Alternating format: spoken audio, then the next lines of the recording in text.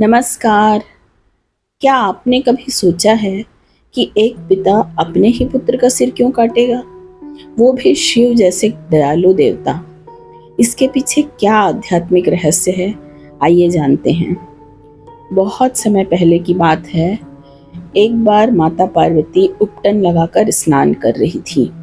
जिस तरह हम क्ले से विभिन्न डिजाइन्स बनाते हैं, उसी तरह उन्होंने भी उपटन से एक आकृति बनाई। उन्होंने देखा एक सुंदर बच्चा बन गया था। उसे देखकर माता को उस पर बहुत प्यार आया और उन्होंने उसमें प्राण फूंक दिए और उस बच्चे को दरवाजे के बाहर बिठाकर कहा कि जब तक वो नहा रही हैं, किसी को भी अंदर ना आने दें। ये थे बालक गणेश। उसी समय भगवान शिव वहां आए और अंदर जाने लगे, लेकिन गणेश जी ने उन्हें रोक दिया क्योंकि वो नहीं जानते थे कि ये उनके पिता हैं। शिव जी ने कई बार समझाया, पर बालक गणेश अपने कर्तव्य पर अडिग रहे। आखिर में शिव जी का गुस्सा फूट पड़ा और उन्होंने त्रिशूल से गणेश जी का सिर काट दिया।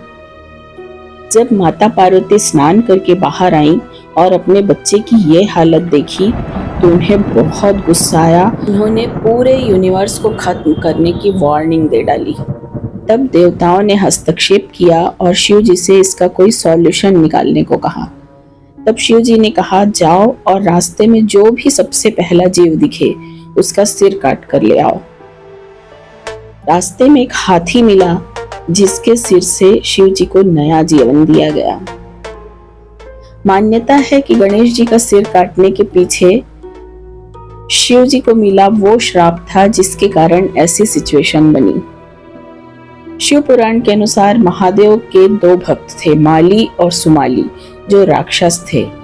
वे दोनों स्वर्ग पर कब्जा करना चाहते थे और सूर्यदेव ऐसा होने नहीं देना चाहते थे।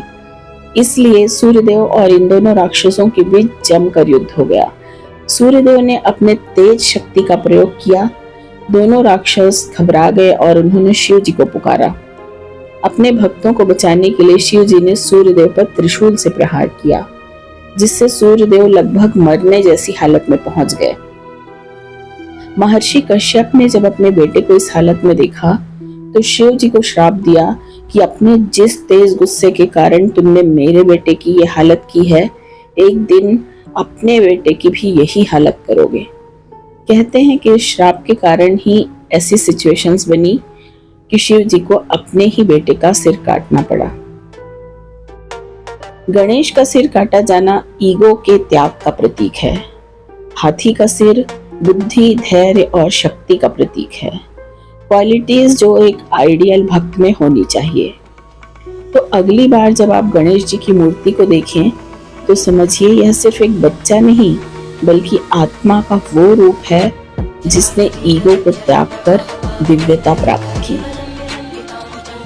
क्या आपने कभी अपने ईगो का त्याग किया है? अगर इस कहानी ने आपको कुछ सिखाया हो तो वीडियो को लाइक, शेयर और कमेंट कीजिए और मेरे चैनल शक्ति रूपिणी को सब्सक्राइब कीजिए। धन्यवाद।